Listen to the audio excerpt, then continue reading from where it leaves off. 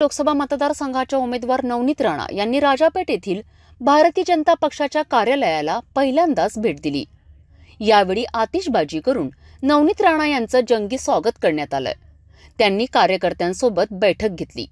यावेळी राज्यसभा खासदार डॉक्टर अनिल बोंडे, आमदार प्रवीण पोटे, निवेदिता चौधरी, शिवराय कुलकर्णीसह अनेक भारतीय जनता पार्टीचे कार्यकर्त्यांसह पदाधिकारी उपस्थित होते। यावेळी आमदार प्रवीण पोटे यांनी मनोगत व्यक्त केलंय। खासदार अनिल बोंडे यावेळी बोलताना म्हणाले, लोकसभा उमेदवार नवनीत राणा यांनी उपस्थितांना संबोधित केलंय। आज प्रवेश के बाद पहली बार भारतीय जनता पक्ष के अमरावती कार्यालय में आए, क्या मनमुटाव दूर हुए हैं? मैं इतना ही बता सकती हूँ कि जिनको मैं नेता मानती हूँ, ऐसे हमारे देश के प्रधानमंत्री नरेंद्र मोदी जी, अमित शाह जी और देवेंद्र जी बावनकुड़े साहब, उनके जो विचार हैं, जो पिछले 5 वर्षों से मैंने पार्लियामेंट में देखा है, जो सीखा है उनसे, कि एक आदि नई शुरुआत करने से पहले अगर हमने अपने दिल में ये बिठा लिया कि ये मेरा परिवार है, तो परिवार समझकर ऊपर नीचे बहुत सारी चीजें होती हैं। कुछ परिवार संभालता है, कुछ हमको संभालना पड़ता है, और ये संभालने की शुरुआत मैंने की है। और मैं छोटी हूँ, मैं वैसे भी सबसे आशीर्वाद नम्र बने से झुक के मांग सकती हूँ, और उतनी नम्रता मेरे में है। क्या लगा आज कितना उत्साहित वातावरण था? मुझे लगता है आपने अगर जोश देखा होगा तो भारतीय जनता पार्टी के जो निष्ठावान जितने भी कार्यकर्ता वो सभी यहाँ पे मौजूद थे।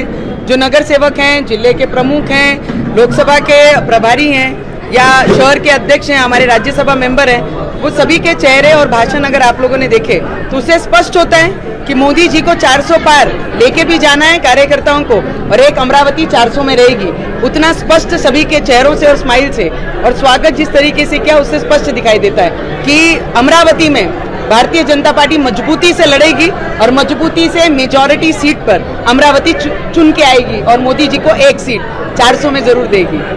आज मनोज जरांगे राजकीय भूमिका जाहीर करणार आहे। मला वाटते जे आहे खूप जास्त राजकीय डीपमध्ये न जाताना मी माझी उमेदवारी या अमरावतीमध्ये लढण्यासाठी भाजपाने मला तिकीट दिली आहे, मला संधी दिली आहे।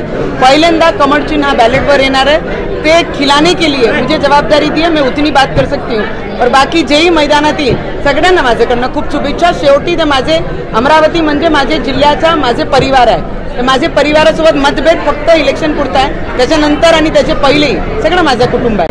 महायुतीचे तुम्ही उमेदवार आहेत, बच्चू कडू महायुतीमध्ये आहे आणि त्यांनी दिनेश गुप्ता यांना उमेदवारी दिलेली आहे, कसं पाहता उमेदवारी विभागाला? मी ज्या भारतीय जनता पार्टीचे एक सदस्य म्हणून, एक कार्यकर्ता म्हणून मी उमेदवारी माझे नावाने माझी पक्षाने मला जबाबदारी दिली आहे, आणि पक्षातून आणि आमचे नेते मोदीजींकडनं आणि देवेंद्रजीकडनं, अमित शाहजीकडनं मी जे शिकली आहे या 5 वर्षामध्ये, कि हे मैदान सबके लिए खुला है, कोई भी आ सकता है, मैदान में लड़ सकता है। जो मत दे सकता है वो अपने लिए मत मांग भी सकता है, पण कर्तृत्वान जे असतात त्याच्या बरोबर हे जनता नक्की राहील। तर सगळ्यांनी माझी शुभेच्छा आहे।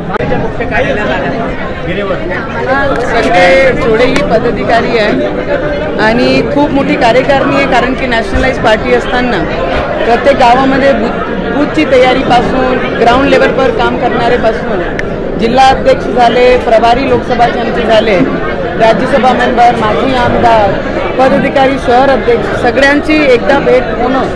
कारण आता रात्रीच मी आली आहे दिल्लीवरनं, आणि येऊन पहिलेच मी आली तर भाजपच्या कार्यालयामध्ये आली, आणि कारण की माझ्यासाठी खूप नवीन आहे सगळ्यांना भेटीगाठी, कारण की लोकसभाची ऑलरेडी मी खासदार होती, तर बरेचसे लोकांना मी ओळखते, पण एक फॉर्मली जे म्हणतो आपण स्टार्ट करायचं, कारण की आता सगळे काही गोष्टी हे आमचे भारतीय जनता पार्टीचे कार्यकर्ता म्हणून त्यांच्या परिवारासोबत माझा परिवार समजून काम करायला लागेल, तर ती पहिली सुरुवात केली मी।